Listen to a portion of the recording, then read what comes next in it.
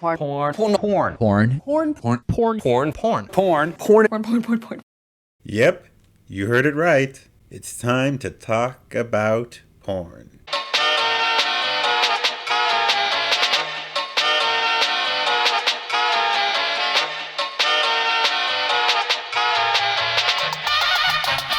One, two, three, jump!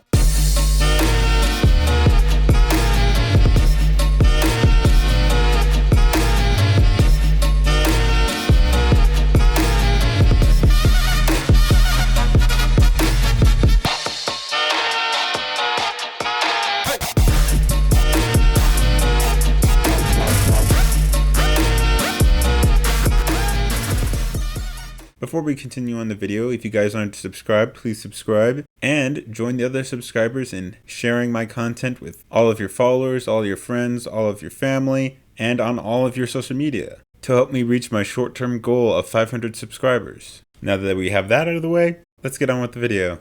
And what are the grounds under which people are defending ubiquitous, legal, internet pornography? Well, they say that if you start to ban pornography, that it'll be a slippery slope and you'll have to ban other things. They say that banning internet pornography is a violation of the First Amendment, which I find, by the way, fascinating. Well, yes, it is part of freedom of speech. It falls under artistic expression. Artistic expression is protected by the First Amendment. It may not be actual words that are being said, but art can express certain things. And there are forms of non-verbal expression. Porn falls under that. Because let's look at porn. Well, there's a bunch of different lighting. There's also different actors. They have to have writers. They have to have directors. They have to have sometimes stories even. Although sometimes those stories they are still stories. And even if the porn doesn't have stories, there's still the fact of the lighting that has to take aspect. And the directing. And these people are still actors. They're just acting out more as if how pleasured they are. So it is a form of art. And art, as I have said, falls under the First Amendment, under artistic expression. This is because art is a form of speech. It's a form of non-verbal speech. There's also other kinds of pornography, like drawing pornography, which is most definitely art. So yes, it's protected under the First Amendment. Now, that doesn't mean there can't be regulations. There most certainly can. For example, you can't film in a public park. So don't use that dumb excuse. There's a big difference between a porn studio and a public park. So reasonable restrictions are able to happen, which we already have. As for the slippery slope aspect, it could be somewhat of a slippery slope. For example, sex scenes in movies and books and comics. Those sex scenes today are not considered pornographic, at least not hardcore pornographic. They may be considered softcore to some people. There's also nudity on posters and advertisements. How far are you going to go with this censorship? There's also the fact of whether we're going to allow then someone to wear a bikini on a beach. That could be said to be softcore. So then it leads to how much skin is allowed to be shown even in public. But they say, in other words, on totally conceptual grounds, that pornography must remain legal and unregulated. Their argument says that the only contest against a porn ban or porn regulations is conceptual. If you ban porn, you're violating some kind of unspoken social contract. You're breaking the rules, breaking this libertarian idea of individual liberty and, I don't know, I guess the freedom of 11-year-olds to go on Pornhub. I do not think any libertarian is saying that 11-year-olds should be allowed to go on Pornhub.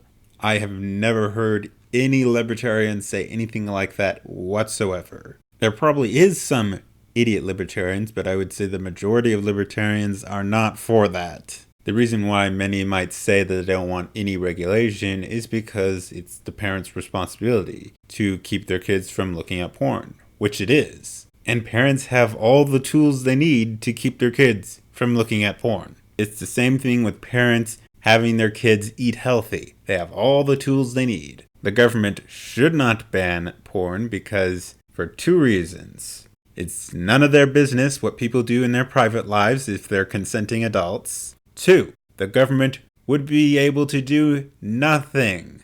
It would probably be less effective than that of the drug war. Porn would be much easier to spread than drugs, because porn can be spread digitally. And even if you somehow manage to ban real life pornography, which I think even that is absolutely impossible to ban, you would still have drawn pornography or computer generated pornography. It's impossible to ban porn, whether you want it banned or not. The only thing you can do is regulate it. And you can only regulate it to a certain extent, otherwise you create the same problem again.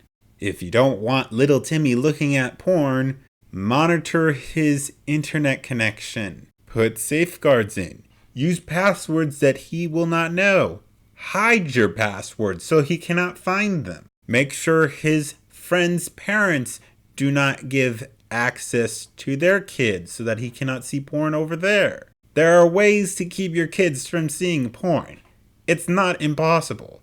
So be a parent. Now, as far as regulations go, well, there can be some regulations that can be acceptable, I think. For starters, raise the age limit for kids to use social media. Instead of 13, raise it to like 16 or 18. Quite frankly, I don't think kids should be using social media at all. You can require search engines to have automatic safeguards, in which people have to turn off those safety features. If they don't already have it, which I don't know, but I don't think they do. Other than YouTube, although theirs is absolute. There are some reasonable regulations you can have to keep kids from looking at porn without having to absolutely ban it. But the biggest way as to keep kids from looking at porn is just having parents doing their job. Now, yes, I know there are idiot parents who won't do their job. I do realize that. However, you can create a culture in which it incentivizes parents heavily to do their job. Like we did with cigarettes, making the culture to get rid of people smoking cigarettes. Because as we know, smoking used to be much higher some decades ago. Now it is quite a bit lower. This is predominantly because of the cultural change. If you want parents to act like parents, make the cultural change. It's not going to be easy, but it is possible. The basis for these two positions, the basis for banning porn, is based on tangible harm, real harm to society. We see that something is hurting our children, it's hurting families, it's hurting marriages and relationships. Just because it is hurting families and hurting relationships does not mean you should ban it. There are many things that hurt families and relationships. Specifically, drugs and alcohol and gambling. We don't have those things banned, except for drugs. And the drug war has been an absolute failure. I don't think people should be consuming drugs, nor do I advocate people to consume alcohol.